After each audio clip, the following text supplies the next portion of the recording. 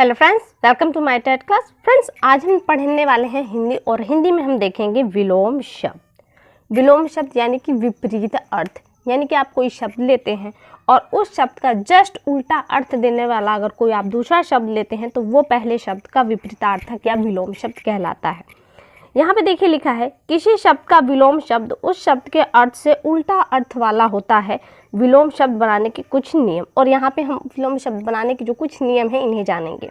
हालांकि ज़्यादा इंपॉर्टेंट नहीं है, लेकिन एग्जाम में कहाँ से किस तरह का प्रश्न आएगा ये बात मायने रखती है, इसलिए इसे इग्नोर नहीं किया जा सकता। अब देखिए यहाँ पे विलोम शब्द बनाने के 4 नियम है, जिसमें हम पहला नियम अगर देखें तो यहाँ पे दिया है, संज्ञा का विपरीतार्थक संज्ञा होता है। यानी कि अगर कोई संज्ञा शब्द है तो उसका विपरीत संज्ञा शब्द ही उसका विपरीतार्थक होगा या इसका विलोम होगा। जैसे लड़का संज्ञा शब्द है और इसका जो विपरीत होगा वो लड़की होगा, और ये क्या है, इसका संज्ञा। दोनों ही शब्द आपके संज्ञा है और ये एक दूसरे के विपरीतार्थक है।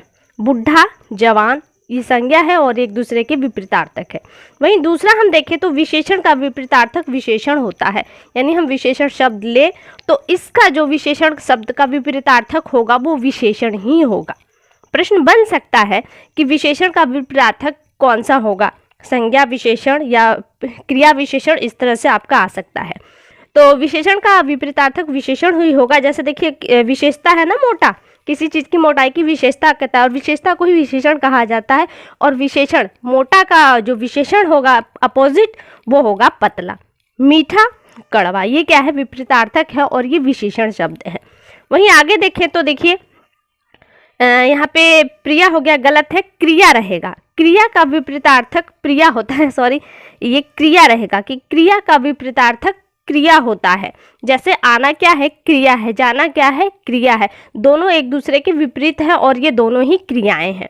उठना बैठना, उठना एक क्रिया है, बैठना भी एक क्रिया है और ये एक दूसरे के अपोजिट है और ये क्या कहलाएंगे, आपके क्रिया विपरीतार्थक शब्द कहलाएंगे। वहीं चौथा आपका है विलोम बनाने का, क्रिया विशेषण का विपरीतार्थक क्रिया विशेषण होता है। यानी कोई विशेषता लेते हैं जिसमें क्रिया छुपी होती है तो वो क्रिया विशेषण, और इस क्रिया विशेषण का जो विपरीत होगा वो भी क्रिया विशेषण होगा। जैसे बहुत, और बहुत का अपोजिट क्या हो गया, कम। तो ये क्या है, एक दूसरे के अपोजिट हो और विपरीत है, अपोजिट है और ये क्रिया विशेषण है।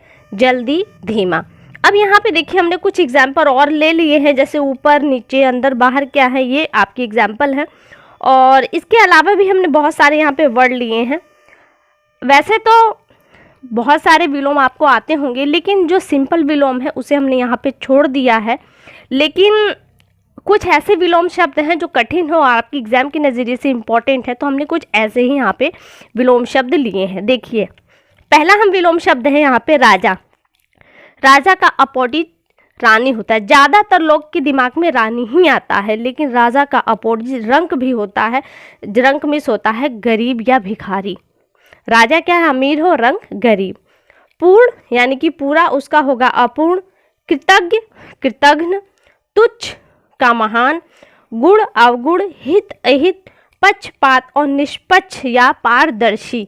हाँ, एक तरफी कोई चीज़ करना और वहीं पे सबको मिलाकर चलना, ये पक्षपात और निष्पक्ष कहलाता है। 8वां है प्रगतिशील या प्रगति, इसका जो अपोजिट होगा वो प्रगतिगामी होगा। आगे है अंकुश, किसी चीज पे अंकुश लगाना, वो इसका विपरीत होगा निरंकुश। अकलुष कलुष। अग्राह्य ग्राह्य, अग्राह्य मिस होता है खाने योग्य, अग्राह्य मिस होता है जो खाने योग्य नहीं है। अग्रज मिस बड़ा होता है, अनुज मिस छोटा। उत्साह अनुत्साह। सोत्साह और निरुत्साह। उत्साह में नि उपसर्ग जुड़ा है और स्व। देखिए एक पॉइंट यहाँ पे ये भी ध्यान दीजिए कि उपसर्ग और प्रत्यय जोड़कर भी आपके विलोम शब्द बनाए जाते हैं। जैसे हम आस्था कहें, अगर इसका विलोम आपको ढूंढना है तो अब इस आस्था शब्द में अब उपसर्ग जोड़कर अनास्था बना देंगे। वैसे आदर शब्द हम कहें, इसका विलोम बनाने के लिए आप अनादर में उपसर्ग जोड़कर इसे बना देंगे अनादर। इसी तरह से प्रत्यय भी बनते हैं। जैसे हम चरित्रवान की बात करें तो इसका अपोजिट बताना है आपको, तो क्या कहेंगे आप, चरित्रहीन। तो चरित्र में आपने हीन, हीन शब्द क्या है, आपका प्रत्यय है जो शब्द के बाद में जुड़ा।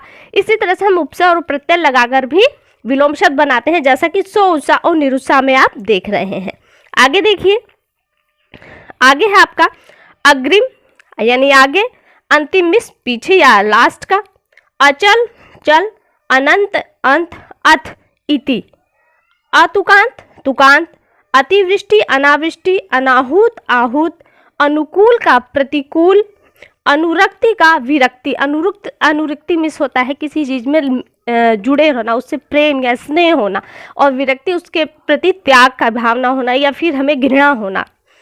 आगे दिया है अनित्य का नित्य, अनुलोम विलोम, अनभिज्ञ भिज्ञ, अर्पण सब कुछ दे देना, और ग्रहण सब कुछ ले लेना।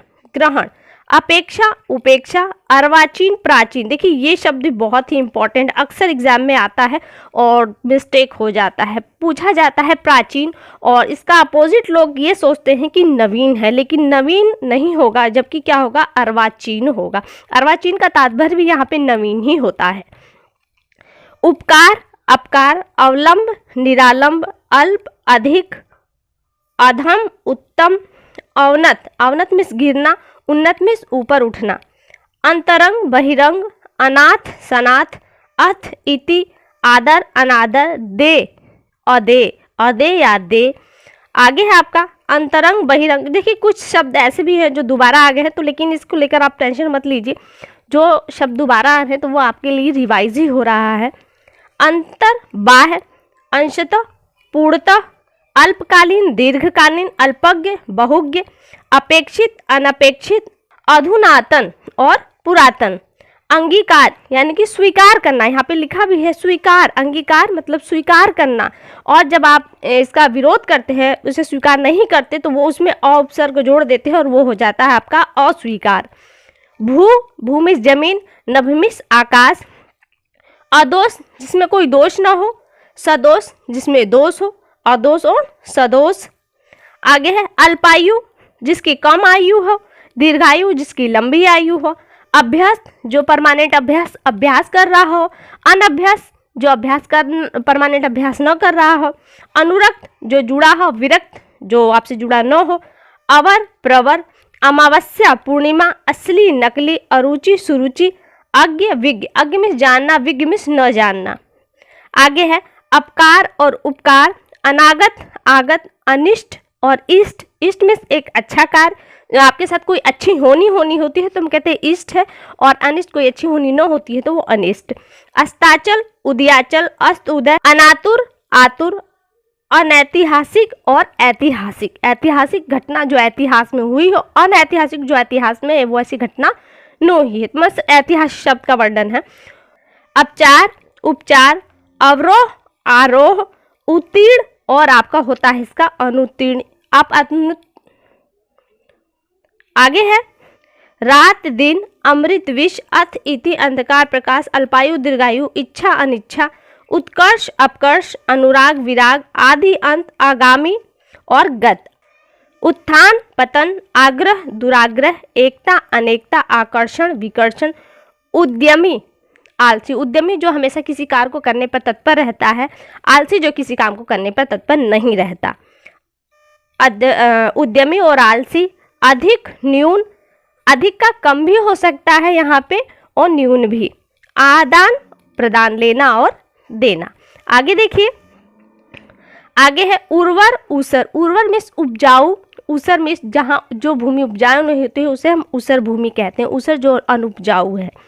एक, अनेक, आलस्य, स्फूर्ति, अर्थ, अनर्थ, उधार, नगद, उत्कृष्ट, निकृष्ट, आदर्श, यथार्थ, आय, व्यय, स्वाधीन, पराधीन, आहार और निराह। आहार में खाना, निराह न खाना। दाता, याचक, खेद, प्रसन्नता, गुप्त, प्रकट। 99 है आपका प्रत्यक्ष, परोक्ष, घृणा, प्रेम, सजीव, निर्जीव, सुगंध, दुर्गंध, मौखिक, लिखित, संक्षेप, विस्तार, घात, प्रतिघात, निंदा, स्तुति, मितव्य, अपव्य। मितव्य में जो पैसे का खर्च करना है वो मितव्यता पूर्वक हो, एक जरूरी हो। अपव्य होता है जो बिना जरूरत के भी खर्च किए जाए, उस कंडीशन को अपव्य कहा जाता है। सरस, नीरस, सौभाग्य, दुर्भाग्य, मोक्ष, बंधन, कृतघ्न, क्रय का विक्रय। दुर्लभ, सुलभ, निरक्षर, साक्षर, नूतन, पुरातन, बंधन, मुक्ति, ठोस का तरल है, यश का अपयश है, सगुण का निर्गुण, विलोम होगा वहीं मूक का वाचाल आपका विलोम होगा। तो यहाँ से फ्रेंड देखिए कुछ इंपॉर्टेंस है।